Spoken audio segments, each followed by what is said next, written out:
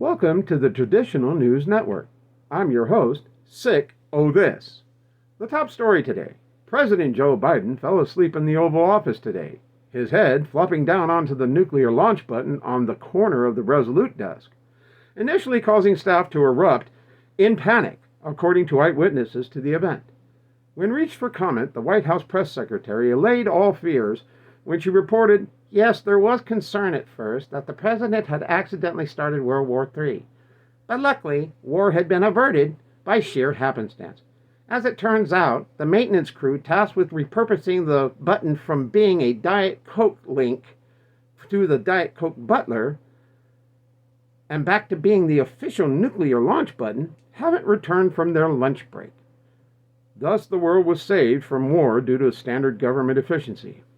In other top news, ex-President Trump held another rally today with his incoherent, uneducated, ignorant savages called Trumpanzees, and sought once again to aim them directly at the Capitol and the White House to take back what he referred to as the white right of the white knight to have only white sight from within the House of White. Sadly, he misfired his dimwits into the eye of an oncoming hurricane where they fizzled out, unable to make the storm stop. When reached for comment, his PR spokesman said, "Look, I only took this job because I thought it would be worth the money to become a racist." It's not. It's really not. Shockingly, a Karen standing behind him called the spokesperson a disgrace to fascists everywhere and that he should be ashamed of himself. Then lobbed her shoe at him only to have the same shoe strike the top of her head when she released it too soon. In other news, Senators Joe Manchin of West Virginia and Kristen Sinema of Arizona became entangled in Mitch McConnell's chin waddle, the self-proclaimed Grim Reaper.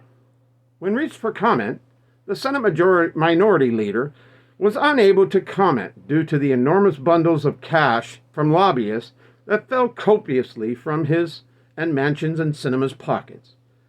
Later, when confronted by the press, the two senators ran headlong into the Capitol steps, decrying that it was only monopoly money.